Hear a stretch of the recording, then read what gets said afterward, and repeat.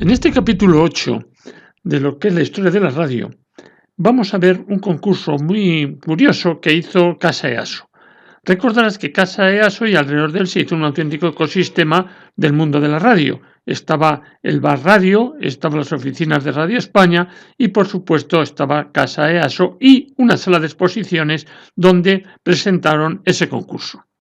Como puedes ver por esa noticia, no solamente hubo un concurso de radios, que creo que para nosotros lo más interesante, sino también hubo un concurso de caricaturas asociados precisamente al mundo de la radio. Hay muchas caricaturas y muchos chistes hechos, claro, en aquel momento era algo muy novedoso y sí que los dibujantes hicieron cosas curiosas. Vemos ahí los objetos de la exposición y mucho público pues viendo esos aparatos e incluso la curiosidad de que en la mano pues la gente había hecho galenas muy pequeñas. Incluso creo que hay unas castañuelas, luego hay una auténtica, digamos, con forma de las clásicas galenas con su bobina y otras pues que yo creo que solamente se ponía el detector. Ya te diré por qué solamente se pone el detector, porque son singulares, pero claro, este es un concurso de radio, no es un concurso de artesanía, ¿no? Entonces, los premios, como verás después, van mucho más enfocados a lo que es la radio, a lo que es la ventaja de ese receptor, que a su, digamos, su forma, ¿no? Como verás, pues la gente metía las galenas en sitios muy pequeños, en una moneda, bueno, esto ya más grande, en un barco, en un bergatín, y otros presentaron ya cosas, digamos, circuitos más serios, como el que hemos dicho muchas veces, el circuito ya que lo hablamos de él cuando hablamos de las radios Roces, como es el circuito de Flebelín. Ahí puedes ver un circuito de Flebelín, tiene alguna característica peculiar, son todos circuitos a reacción, por supuesto. Puede ser como característica más peculiar, es que hay un circuito de sintonía que sale de la placa, bueno, ahí también se puede ver, y ya digo, en el sector Roces también usaba un circuito de Flebelín. Y aquí alguien presentó un aparato con un circuito de Flebelín. Otros lo montaron en una caja de cerillas y luego hay un titular que me resulta curioso, simpático. El periodista también intentó hacer ahí un poco, digamos, una especie de, no de chiste, pero decía pues que era un barco de una lámpara y varias velas. Entonces, ese, teóricamente, debe llevar una lámpara. Yo no la veo. Pero ves, es otra forma de poner un receptor en una cosa que no parece un receptor de radio. Esto los americanos lo hacían bastante, en distintas formas. Ellos llamaban novelty. Este tipo de radios llamaban novelty. Dentro de estos radios, digamos, novelty, pues a alguien se le ocurrió meter una galena en la recreación de un jardín. Ahí puedes ver un jardín, sí, muy mono, mucha artesanía, pero estamos verdaderamente en un concurso de radios. Yo solamente tengo una, no sé ni cómo ni cuándo la adquirí. Como verás, está metido como una especie de pequeño costurero, un sitio que podrían ir hilos y agujas o algo así. Y es muy elemental, pero por lo menos admite la conectorización, porque las que te he dicho, metidas en un alfiler, metidas en una moneda, metidas en lo que quieras, como mucho admitirá un detector, pero la conectorización no la puede tener, no hay espacio físico para tenerla. Aquí la hay, le han puesto esos tornillos, como verás, en la parte inversa se ven como unos círculos, esos círculos corresponden a las dos partes del detector, y te puedo decir que esa modificación de circuito que se hizo no es válida. Bien, el jurado para este concurso que hizo Casa EASO era gente con peso, gente con criterio, gente que daba una solvencia y una seriedad a ese concurso. Estaban Balsera, Urgoiti, Barrando, es decir, gente que tiene bastante que decir en el mundo de la radio del año que estamos, 1924. El primer premio lo ganó esa galena que estás viendo. El jurado consideró que, bueno, era un receptor muy clásico, pero muy sencillo, y verás que es simplemente una bobina que tiene un cursor, digamos una galena tipo Udin, pero con un cursor para, digamos, coger y variar la inductancia de la bobina y poder sintonizar mejor las emisoras. Valoró también pues la caja, una caja sencilla, una caja bien hecha. Verás que no se fueron las florituras de todos esos novelties que se presentaron. El segundo premio no tengo referencia, solamente sé que se lo dieron José Luis Gómez y que presentó un receptor, me parece, de 5 lámparas y que le dieron como, digamos, como regalo, como premio, una serie de libros bien encuadernados de radiotecnia de aquella época. El tercer premio fue una galena bastante curiosa en cuanto a la forma constructiva, como verás es casi un cuadrado, y puedes ver que hay varios enrollamientos o varias bobinas. Entonces lo que este señor hizo fue sencillamente poner las inductancias de tal forma que, yo creo que están en serie, pero con un plot puede ir seleccionando secciones, de tal forma que varía la inductancia y de ahí puede hacer una mejor selección. ¿Qué aporta? Yo creo que lo que aporta ahí es compacto. Está bien, ¿no? Es una cosa en poco espacio, mete mucha bobina y no le queda del todo mal. Constructivamente, digamos, eléctricamente, no sé si sería lo mejor. Yo ahí quizá lo cuestionase, pero sí que como conjunto constructivo, y teóricamente también habrían evaluado el resultado, parece que era bueno y le dieron el tercer premio. Efectivamente, la revista TSH, también integrante de este concurso, destaca la selectividad de esta galena y como premio a este tercer premio le dieron una placa de vermell. Yo no sabía lo que era una placa de vermell, he mirado y parece que es un metal que se puede repujar y bueno, pues sería bonito, estético y ornamental. Y el cuarto premio lo recibió esta galena, una galena como primario y secundario, bastante curiosa porque tanto primario como secundario hay un cursor para poder regular mejor el punto de sintonía y además las bobinas, tanto primario como secundario, se pueden, digamos, las bobinas se pueden mover, ¿no? Es una galena, yo creo que es curiosa y le dieron como premio un receptor con una lámpara. Y ahora entramos en lo que he llamado la bomba y vamos a verla. Quiero presentar la bomba que te anuncié. Una galena de Marconi del año 22. Estamos ante una pieza auténticamente histórica, pero lo que le da valor a esta pieza es su estado de conservación. Míralo. Está impecable. Lo que hay al fondo ya te iremos viéndolo a lo largo de estos vídeos qué es.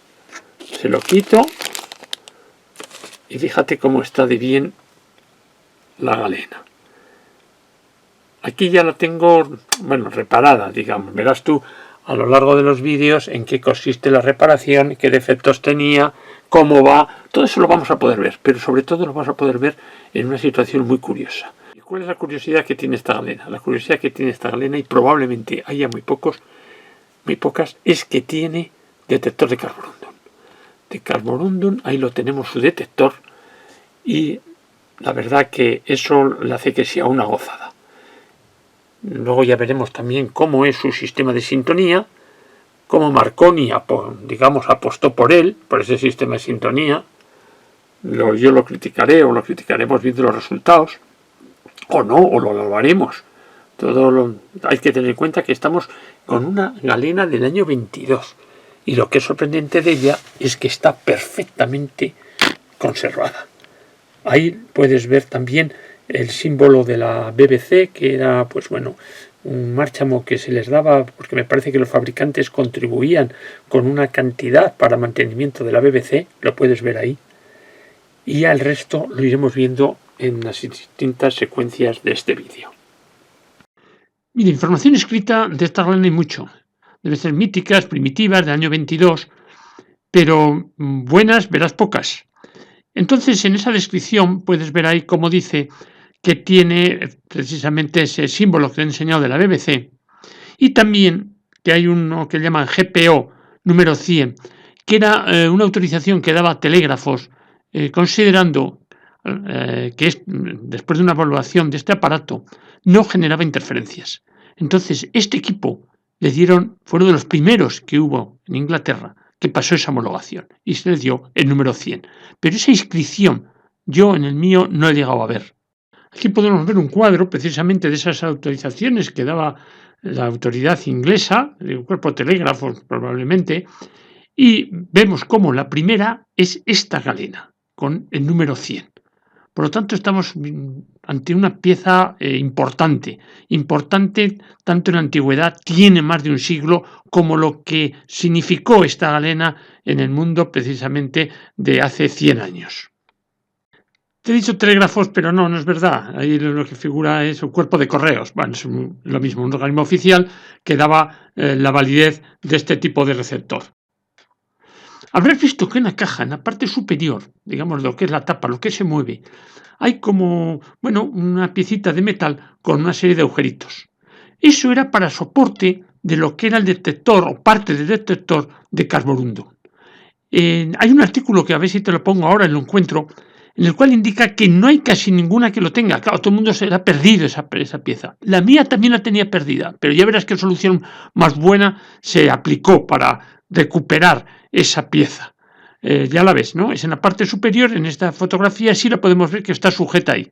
Pero claro, tampoco es una sujeción muy fuerte y aunque la mía está en un gran estado, eso, lo que es la pieza de la derecha, porque el carborundo lo tenía puesto, pero lo que es el contacto no lo tenía, pero se soluciona. Ahí hace una descripción de cómo es el aparato y nos habla de cómo la bobina es un pack que va en ebonita, ya lo veremos con cuidado, está muy bien, y tiene la capacidad de darle la vuelta, es decir, tiene dos posiciones. De esto también hablaremos más. Entonces, esa es la bobina, es una cosa singular. Ya hemos dicho que luego la sintonía es mediante una pala que va por detrás, no sé si lo he dicho, pero eso es otra cosa que lo hace muy singular, también hablaremos bastante de ello. Y ahí también cita cómo tiene dos detectores, el clásico detector de galena con su bigote de gato y este otro, detector de carborundo que necesita una polarización de una pila de voltio y medio y una resistencia, en este caso fija. No es lo mejor, pero dice que Marconi elegía incluso el cristal en demasiadas circunstancias. Una resistencia fija que es de 250 kiloohmios. Ahí cometí un error. Yo creía que era de 25 ohmios por la serigrafía, pero había un punto delante. Era 0,25 megaohmios, 250 kiloohmios. Y insiste en eso, que precisamente la plaquita, el tornillo moleteado y una plaquita de acero, digamos que hace presión sobre lo que es el carborundo, lo que has visto tú antes soportado en la tapa, eso se pierde. Tenemos la suerte que hay un libro inglés que trata con detalle precisamente esta galena y podemos ver un dibujo de lo que es la pieza donde va, lo que ha contacto con el detector de carborundo y mi amigo Juan B la reprodujo.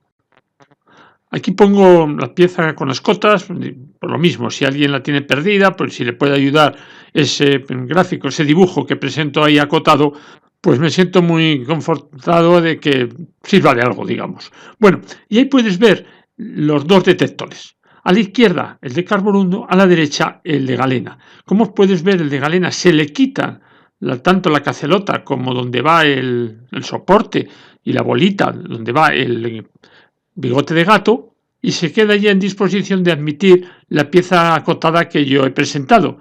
De esa forma, digamos, tiene la capacidad de elegir el detector que tú desees. La bobina es original constructivamente.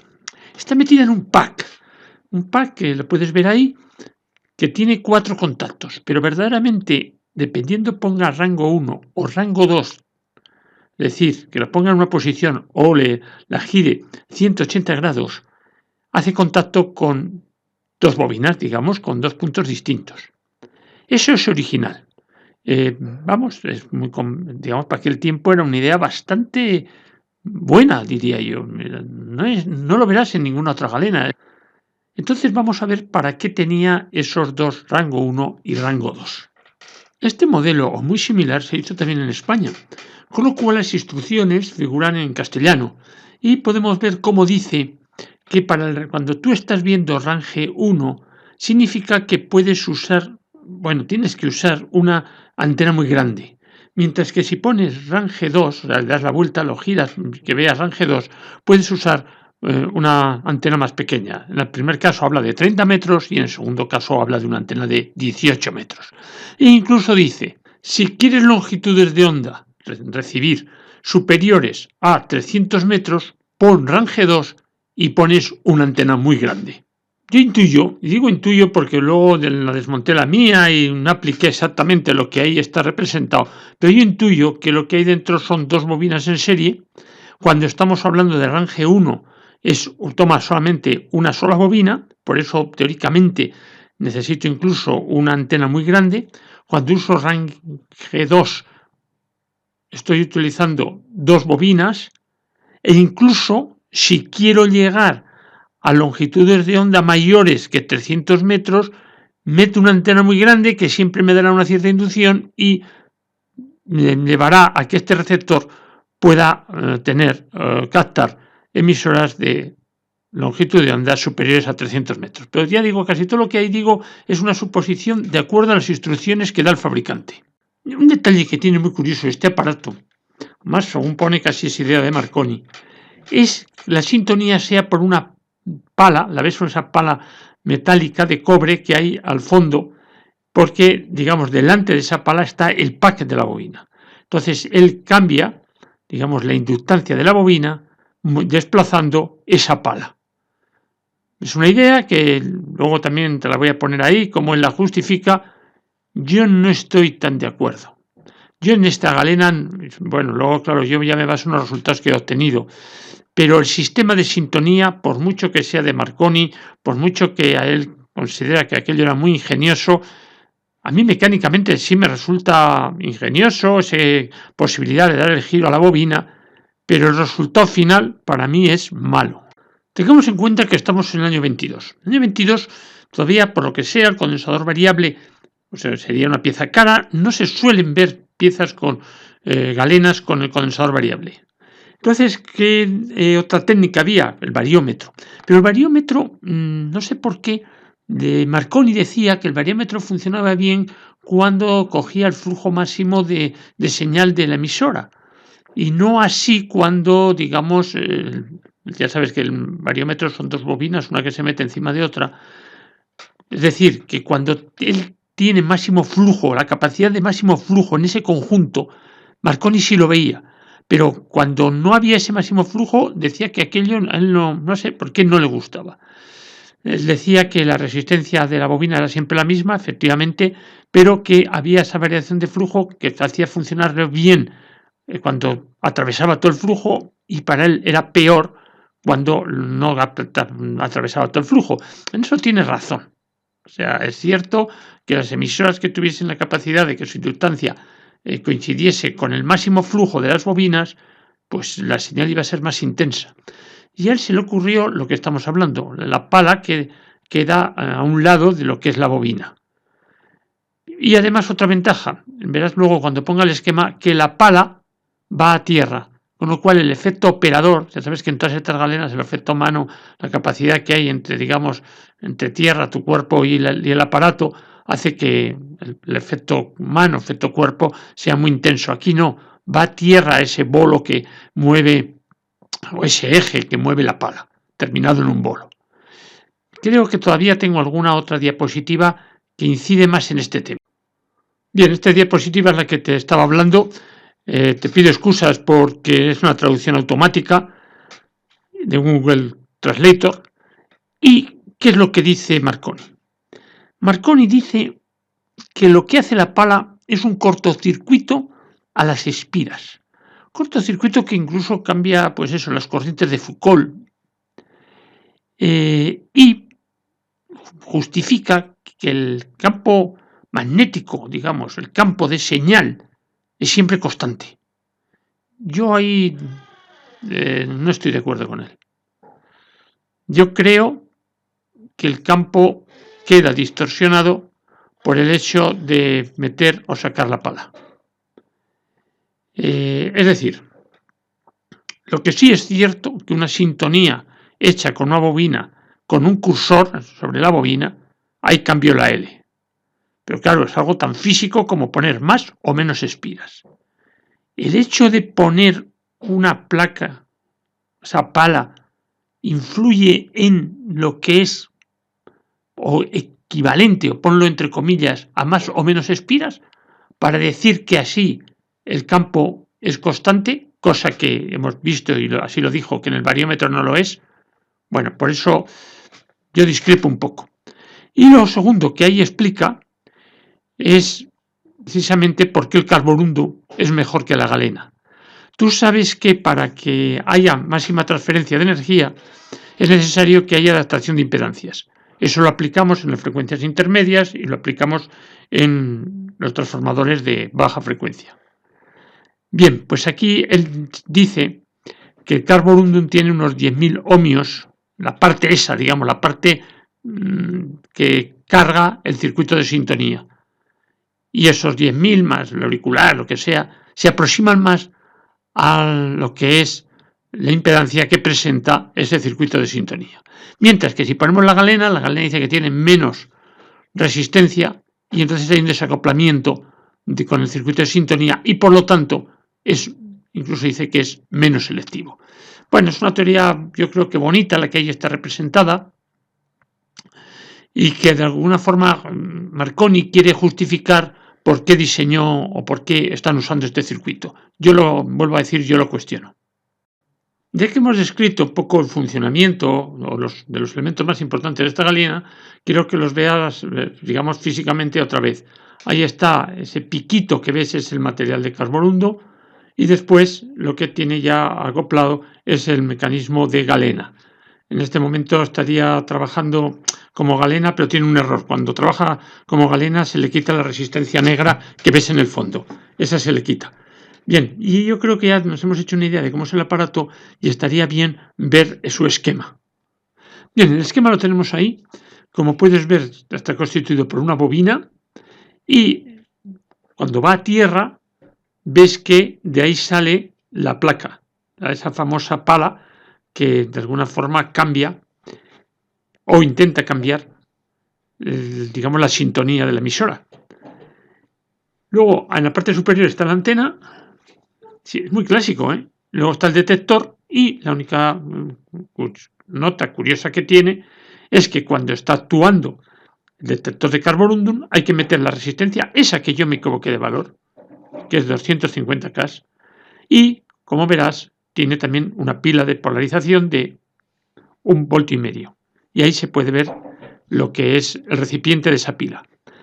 Tiene un condensador de 0,5 microfaradios, 500K, que es el verde, y después tiene uno, yo creo que de 500 picofaradios.